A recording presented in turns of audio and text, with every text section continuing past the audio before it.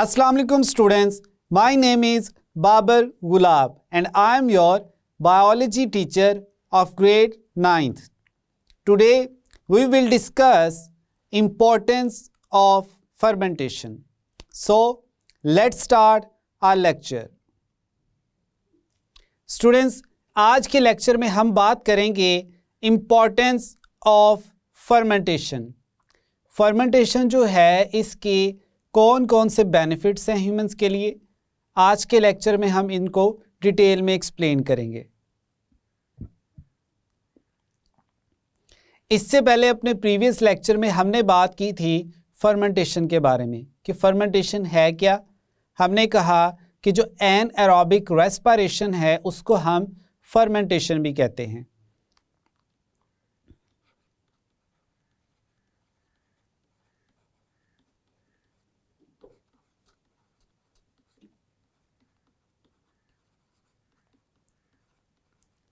Anaerobic means in the absence of oxygen, यानी वो respiration जो ऑक्सीजन के बगैर ही होती है.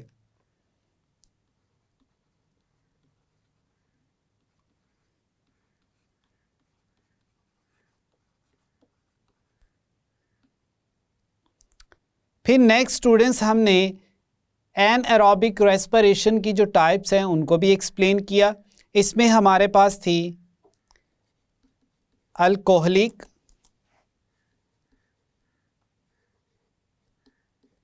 And lactic acid fermentation.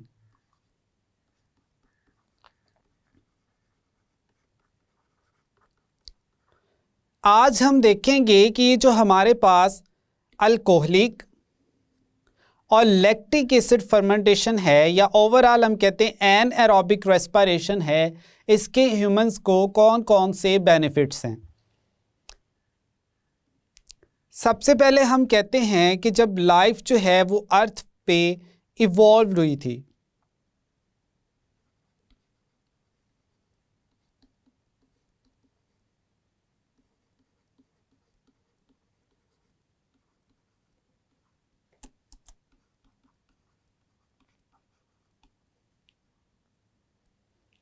उस वक्त जो ऑक्सीजन है वो फ्री फॉर्म में प्रेजेंट नहीं थी.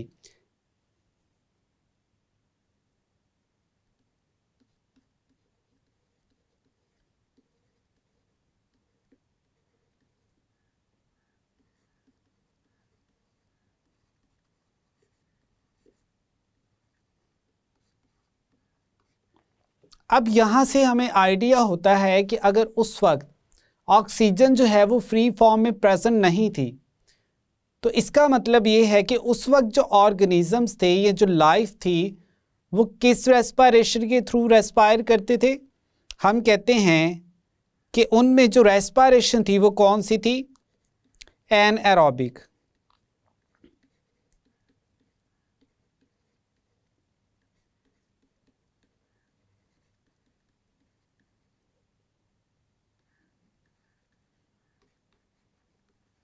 उस वक्त जो ऑर्गेनिजम्स थे वो ऑक्सीजन के बगैर ही फूड की ब्रेकडाउन करके उसमें से एनर्जी एक्सट्रैक्ट करते थे. अब अगर हम रिसेंटली भी देखें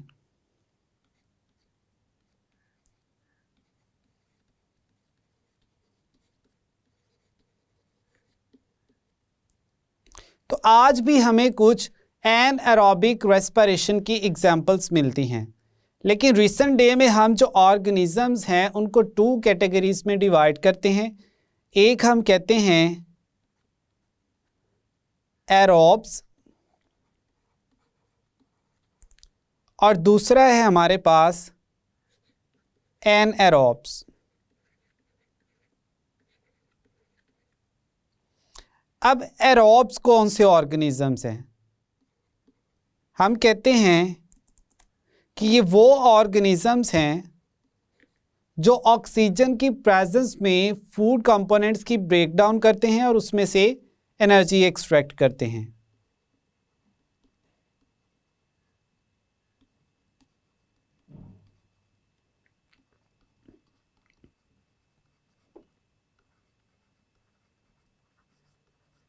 organisms which extract energy by aerobic respiration.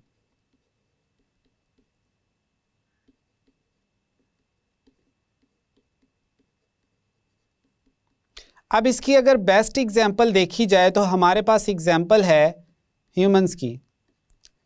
Humans जो हैं इन्हें ऑक्सीजन चाहिए होती है, ये अपने रेस्पिरेटरी सिस्टम के थ्रू ऑक्सीजन ऑब्टेन करते हैं, फिर इस ऑक्सीजन को यूटिलाइज करते हैं फूड कंपोनेंट्स की ब्रेकडाउन के लिए, specially carbon hydrogen bonds present in the food molecules.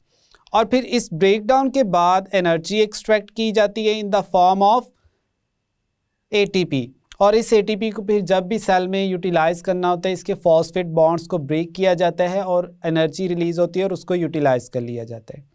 दूसरी हमारे पास एग्जाम्पल है एनएरोब्स। एनएरोब्स हम कहते हैं ऑर्गेनिजम्स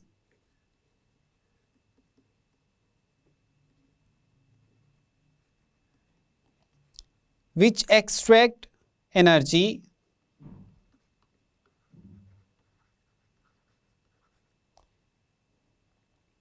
by anaerobic respiration।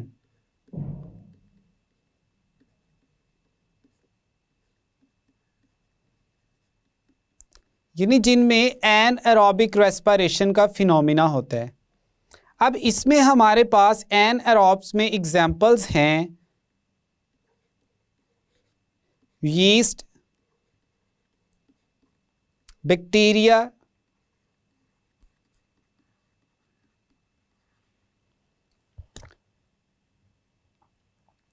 और साथ ही साथ हम कहते हैं कि जो एनएरोबिक रेस्पिरेशन है वह ह्यूमंस में भी होती है।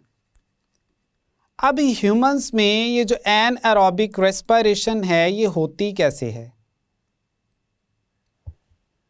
ह्यूमंस की अगर एग्जाम्पल को हम देखें तो हम कहते हैं ड्यूरिंग एक्सरसाइज।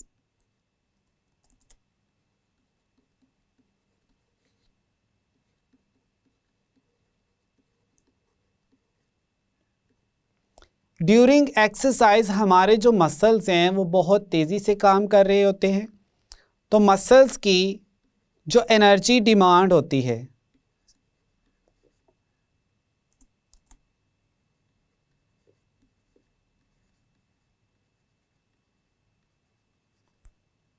वो इंक्रीज कर जाती है।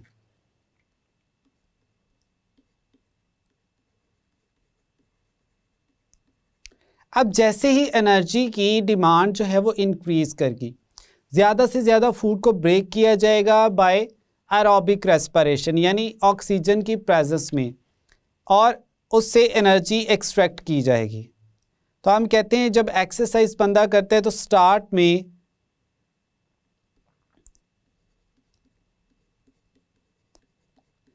एरोबिक रेस्पिरेशन होती है,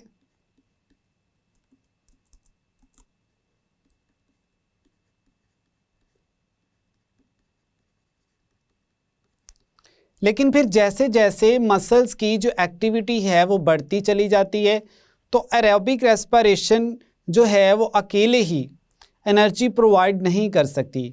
हमारी बॉडी को क्या होता है, ऑक्सीजन की जो सप्लाई होती है उसकी ज़्यादा अमाउंट में ज़रूरत होती है, तो हमारी बॉडी क्या करती है, वो एनएरोबिक रेस्पिरेशन भी स्टार्ट कर देती है।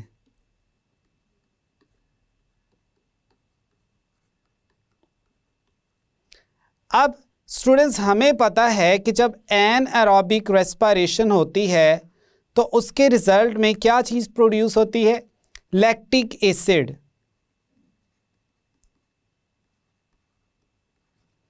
अब ये जो लैक्टिक एसिड है ये मसल्स में एक्यूमुलेट कर जाता है या वहाँ पे इकट्ठा हो जाता है, और इसकी वजह से फिर जो है वो क्या होती है, फटीग होती है।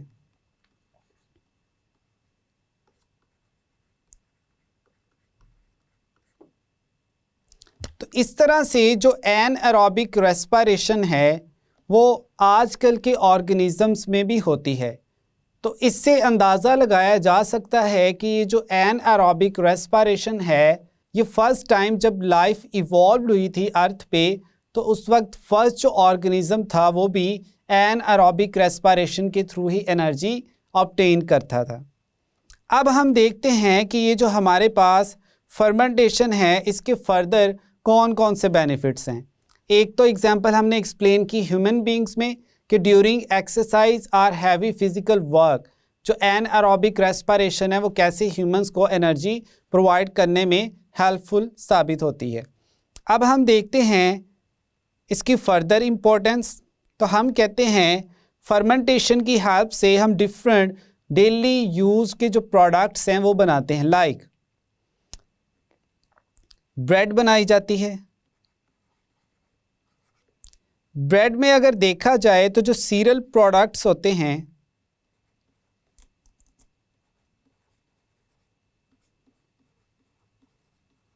ब्रेड उनसे बनाई जाती है और किस प्रोसेस के थ्रू? फर्मेंटेशन के थ्रू।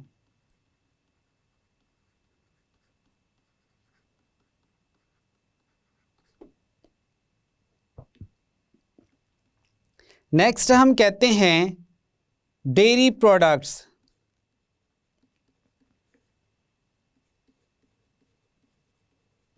अब डेयरी प्रोडक्ट्स में हमारे पास कौन कौन सी एग्जांपल्स हैं? इसमें हमारे पास एग्जांपल है चीज़।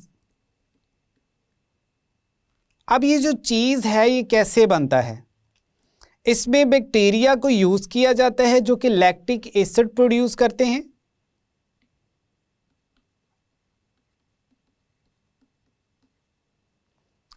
बैक्टीरिया क्या प्रोड्यूस करते हैं? Lactic acid. और इस लैक्टिक एसिड की वजह से जो मिल्क प्रोटीन है वो कोएगुलेट कर जाती है।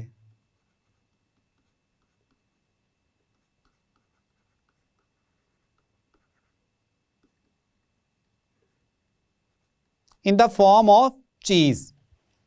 अब इसके अलावा और भी बहुत सारे एडवांटेजेस हैं फर्मेंटेशन के, जिसमें हमारे पास एग्जाम्पल है एथेनॉल की।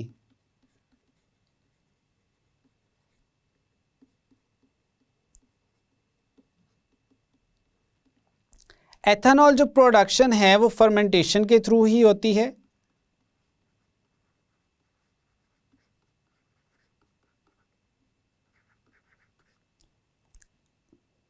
अब इसमें क्या होता है कि सबसे पहले जो फूड आइटम्स हैं या फूड मटेरियल है उसको क्या किया जाता है? माल्टेड किया जाता है।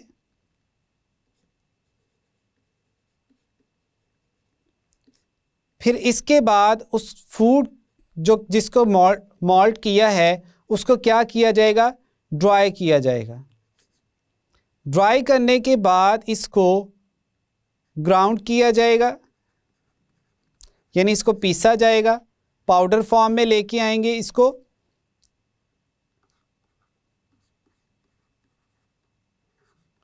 और जैसे ही ये पाउडर फॉर्म में आ जाता है तो अब हमारे पास एक फर्मेंटर होता है।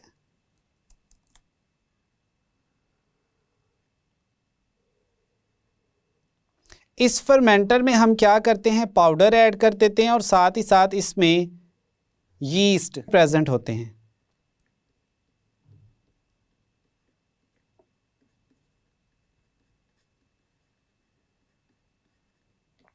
अब ये यीस्ट क्या करेंगे? इस पाउडर को जिसमें शुगर्स हैं उनको अल्कोहलिक फर्मेंटेशन के थ्रू कन्वर्ट करेंगे किसमें?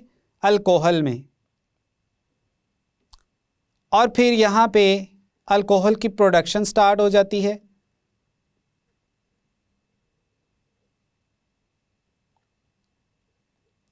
फिर इस अल्कोहल को यहाँ पर एक आउटफ्लो जो होता है वहाँ से एक्सट्रैक्ट कर लिया जाता है। इसको ओपन किया जाएगा और जो अल्कोहल है वो क्या होगी? फिर आपके पास आ जाएगी।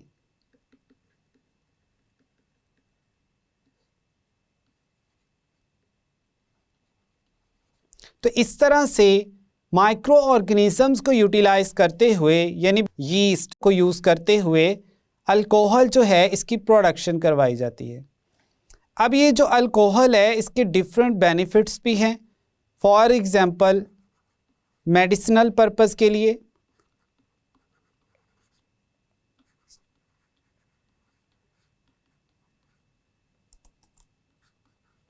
इसके अलावा अल्कोहल जो है वो जर्म्स को किल करती है।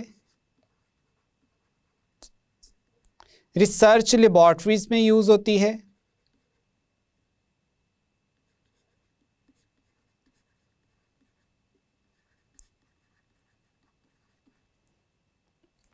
तो ये सारे का सारा जो प्रोडक्ट बन रहा है ये किसकी वजह से है? हम कहते हैं फर्मेंटेशन की वजह से। तो ये थी स्टूडेंट्स फर्मेंटेशन की इम्पोर्टेंस, जिसमें हमने डिफरेंट जो प्रोडक्ट्स थे वो फर्मेंटेशन के थ्रू कैसे प्रोड्यूस करवाए जाते हैं उनको एक्सप्लेन किया। स्टूडेंट्स आज के लेक्चर में हमने बात की फर्मेंटेशन की इम्पोर्टेंस के बारे में। हमने देखा कि कैसे जो माइक्रो ऑर्गेनिजम्स हैं लाइक बैक्टीरिया, उनको यूटिलाइज करते हुए हम फर्मेंटेशन के प्रोसेस के थ्रू डिफरेंट जो फूड आइटम्स है उनकी सिंथेसिस करवाते हैं, जिसमें हमने देखा ब्रेड मेकिंग, फिर हमने बात की चीज़ की, साथ ही साथ हमने एक्सप्लेन किया कि अल्कोहलिक फर्मेंटेशन के ज़रिए यीस्ट को यूज़ करते हुए अल्कोहल प्रोड्यूस करवाई जाती है। तो ये हमारा आज का था लेक्चर, जिसमें हमने फर्मेंटेशन की इम्पोर्टेंस को एक्सप्लेन किया। I hope now you have a clear idea about the importance of fermentation. मिलते हैं नेक्स्ट लेक्चर में। अल्लाह हाफिज़।